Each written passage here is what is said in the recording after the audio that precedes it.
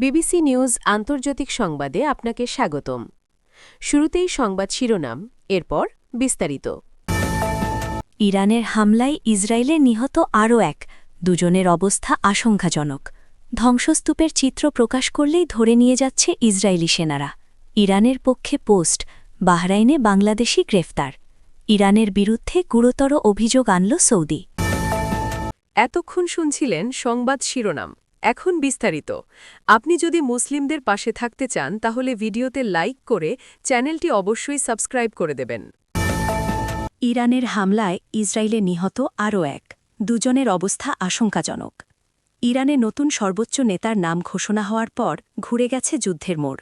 দফায় দফায় হামলা হচ্ছে উগ্র ইহুদিবাদী ইসরায়েলে। আজ সোমবার ৯ মার্চ অবৈধ ভূখণ্ডটিতে বেশ কয়েকটি ড্রোন ও ক্ষেপণাস্ত্র আঘাত হানে। এর মধ্যে ক্লাস্টার বোমাও ছিল। এই বোমার আঘাতে এক ইসরায়েলি নিহত এবং আরও অন্তত দুজন গুরুতর আহত হয়েছে। সোমবার মধ্য ইসরায়েলে ক্লাস্টার ওয়ারহেড গুচ্ছ বোমা যুক্ত একটি ইরানি ক্ষেপণাস্ত্রের আঘাতে অন্তত একজন নিহত এবং আরও দুজন গুরুতর আহত হয়েছে। তেহরান ইসরায়েল ও উপসাগরীয় দেশগুলোর ওপর হামলা অব্যাহত রাখায় মধ্যরাতের পর থেকে এটি ছিল ৭ম দফার হামলা। বিকেলে ইরান ৮ম দফার হামলা চালায়। এই ক্লাস্টার ওয়ারহেডটি মধ্য ইসরায়েলের ইহুদ, ওর ইয়েহুদা, হলন, বাতিয়ামসহ অন্তত ৬টি স্থানে আঘাত হানে। চিকিৎসক কর্মকর্তাদের মতে ইহুদ শহরের একটি নির্মাণাধীন স্থানে একজন নিহত ও অন্য একজন আশঙ্কাজনকভাবে আহত হয়েছেন। ওর ইয়েহুদায় তৃতীয় এক ব্যক্তি গুরুতর আহত হয়েছেন। ম্যাগেন ডেভিড অ্যাডাম, এমডিএ জানায়, নির্মাণাধীন স্থানে ৪০ বছর বয়সী দুই ব্যক্তি স্প্লিন্টারের আঘাতে মারাত্মকভাবে আহত হন, যার মধ্যে একজন পরে মারা যান। দ্বিতীয় ব্যক্তিকে হাসপাতালে নিয়ে যাওয়া হয়েছে। ঘটনাস্থলের ছবিতে মাটিতে গর্ত এবং বিস্ফোরণে যানবাহন ও ভবন ক্ষতিগ্রস্ত হতে দেখা গেছে। চলমান সংঘাতের সময় ইরান ইসরায়েলে ক্লাস্টার বোমা বহনকারী একাধিক ব্যালিস্টিক ক্ষেপণাস্ত্র নিক্ষেপ করেছে, যা দেশের বিস্তীর্ণ এলাকায় নির্বিচারে ছোট ছোট বোমা ছড়িয়ে দিচ্ছে। ক্ষেপণাস্ত্রের এই উপর্যুপরি হামলাগুলো দক্ষিণ, মধ্য ও উত্তর ইসরায়েলের বিভিন্ন স্থানকে লক্ষ্য করে চালানো হয়েছে। একই সময়ে ইরান সমর্থিত হিজবুল্লাহ গোষ্ঠী উত্তর ইসরায়েলের রকেট ও ড্রোন হামলা চালিয়েছে। ভোরবেলার এক হামলায় রিশন লেজিয়ান শহরে এক নারী মাঝারিভাবে আহত হন। এলাকাটিতে পড়া একটি ক্লাস্টার বোমার অংশের আঘাতে পাথরের টুকরো ছিটকে এসে ৫০ বছর বয়সী ওই নারীর মাথায় লাগে। এমডিএ প্যারামেডিকরা তাকে প্রাথমিক চিকিৎসা দিয়ে স্থিতিশীল অবস্থায় শামির মেডিকেল সেন্টারে নিয়ে যান। হাসপাতাল কর্তৃপক্ষ পরে জানিয়েছেন যে তার অবস্থা বর্তমানে ভালো। আঘাতের সময় তিনি কোনো বোমা আশ্রয়কেন্দ্রে ছিলেন না। এর আগে গত ২৮ ফেব্রুয়ারি ইরানে যৌথভাবে আগ্রাসন শুরু করে গণহত্যাকারী ইসরায়েল ও তাদের সহযোগী যুক্তরাষ্ট্র। এরপর থেকে কঠোর ভাষায় জবাব দিয়ে যাচ্ছে তেহরান। এতে ইসরায়েলে ১০ জনের নিহতের তথ্য প্রকাশ করেছিল তেল আবিব। সূত্র টাইমস অফ ইসরায়েল। ধ্বংসস্তূপের চিত্র প্রকাশ করলেই ধরে নিয়ে যাচ্ছে ইসরায়েলি সেনারা। ইরানে গণহত্যাকারী ইসরায়েল ও তাদের সহযোগী যুক্তরাষ্ট্রের আগ্রাসন ১০ম দিনে গড়িয়েছে। সংঘাত ছড়িয়ে পড়েছে পুরো মধ্যপ্রাচ্যে। প্রতিশোধমূলক হামলার অংশ হিসেবে তেল আবিবসহ উগ্র ইহুদিবাদী অবৈধ ভূখণ্ডটিতে বৃষ্টির মতো ক্ষেপণাস্ত্র ও ড্রোন নিক্ষেপ করছে তেহরান। তবে এতে কী পরিমাণ ক্ষতি হচ্ছে তার তেমন কিছুই প্রকাশ হচ্ছে না বলে ধারণা সচেতন মহলের। এর কারণ খুঁজতে গিয়ে জানা গেল ভয়ঙ্কর মিডিয়া ব্ল্যাকআউটের তথ্য। ইসরায়েলের দখল করা ফিলিস্তিনের পশ্চিম তীরের রামাল্লা থেকে এ বিষয়ে অভিজ্ঞতা তুলে ধরেছেন আল জাজিরার রিপোর্টার নূর ওদে। তিনি জানান, এই পুরো যুদ্ধ জুড়ে আমি বলতে বাধ্য হচ্ছি যে আগে কখনো এমন কিছু দেখিনি। সামরিক সেন্সর কর্তৃপক্ষ অত্যন্ত কঠোর অবস্থানে রয়েছে। ইরান বা হিজবুল্লার ছোড়া ক্ষেপণাস্ত্র এবং রকেটগুলো ঠিক কোথায় পড়ছে এবং কতগুলো ছোড়া হয়েছে সেই সম্পর্কিত তথ্যের ওপর তারা মূলত একটি সংবাদ ব্ল্যাকআউট জারি করেছে। যেসব সাংবাদিক অন এয়ারে বা সরাসরি সম্প্রচারে প্রয়োজনের চেয়ে বেশি তথ্য বলছেন বলে মনে করা হচ্ছে, কর্তৃপক্ষ তাদের তুলে নিয়ে যাচ্ছে। এদিকে আমরা জানতে পেরেছি যে আজ সোমবার ৯ মার্চ ইসরায়েলের তেল আবিবের কাছে বেন গুরিয়ন বিমানবন্দরের পার্শ্ববর্তী একটি এলাকায় দুজন নিহত হয়েছেন। প্রত্যক্ষদর্শীদের বিবরণ থেকে আমরা জানতে পেরেছি, ইরান যেসব ক্ষেপণাস্ত্র ছুড়ছে তার কয়েকটিতে ক্লাস্টার ওয়ারেড বা গুচ্ছ বোমা রয়েছে।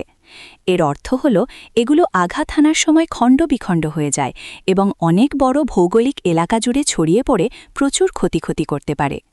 লক্ষ্যবস্তু হওয়া এলাকাগুলোতে কোনো অবিস্ফোরিত গোলা রয়ে গেছে কিনা তা নিশ্চিত করতে জরুরি উদ্ধারকারী দলগুলোর দীর্ঘ সময় লাগছে।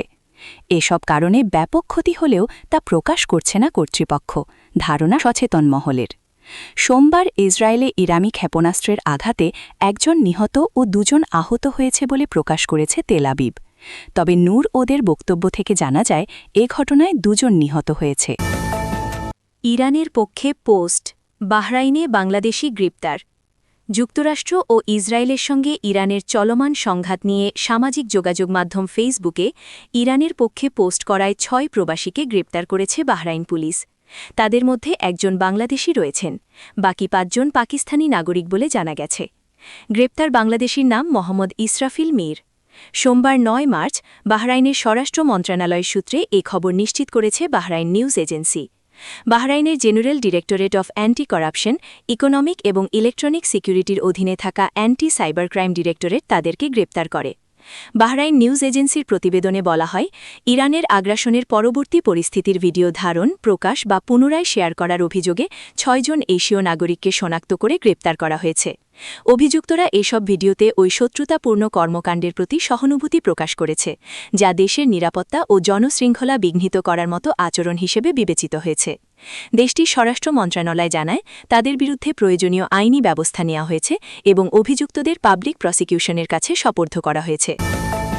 ইরানের বিরুদ্ধে গুরুতর অভিযোগ আনল সৌদি। ভিত্তিহীন অভিযোগের ওপর ভর করে ইরান হামলা চালাচ্ছে বলে অভিযোগ করেছে সৌদি আরব।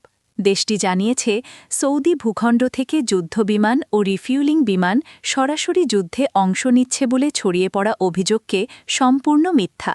সোমবার ০৯ মার্চ আল জাজিরার এক প্রতিবেদনে এ তথ্য জানানো হয়েছে।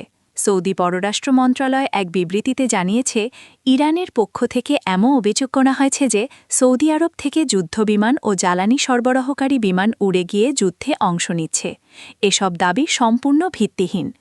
আগেও বিষয়টি সম্পর্কে স্পষ্ট বার্তা দেওয়া হয়েছে। বিবৃতিতে বলা হয়, সৌদি আরবের আকাশে যে বিমান টহল দিচ্ছে সেগুলো কেবল প্রতিরক্ষামূলক উদ্দেশ্যে মোতায়েন করা হয়েছে। এর আগে শনিবার ইরানের প্রেসিডেন্ট মাসুদ পেজেশকিয়ান উপসাগরীয় আরব দেশগুলোর কাছে দুঃখ প্রকাশ করেন। তিনি বলেন, যদি ওই দেশগুলো থেকে ইরানের বিরুদ্ধে কোনো হামলা না হয় তাহলে তেহরান তাদের প্রতিবেশী দেশগুলোর ওপর আর হামলা চালাবে না। তবে সৌদি আরব বলেছে, ইরানের সেই বক্তব্য বাস্তবে প্রতিফলিত হয়নি, বরং তারা একই ধরনের ভিত্তিহীন অভিযোগ তুলে হামলা চালিয়ে যাচ্ছে। সৌদি পররাষ্ট্র মন্ত্রণালয় আরও সতর্ক করে বলেছে, ইরানের অব্যাহত হামলা পরিস্থিতিকে আরও উত্তেজনাপূর্ণ করে তুলছে এবং এর ফলে দুই দেশের দ্বিপাক্ষিক সম্পর্ক বর্তমানে ও ভবিষ্যতে গুরুতর প্রভাবের মুখে পড়তে পারে। বিবৃতিতে আরও বলা হয়, উপসাগরীয় দেশগুলোর খাতি ইরানের বর্তমান আচরণ কোনোভাবেই বিচক্ষণতার পরিচয় দেয় না এবং এতে সংঘাত আরও বিস্তৃত হওয়ার ঝুঁকি তৈরি হচ্ছে। এর ফলে সবচেয়ে বড় ক্ষতির মুখে পড়তে পারে ইরান নিজেই।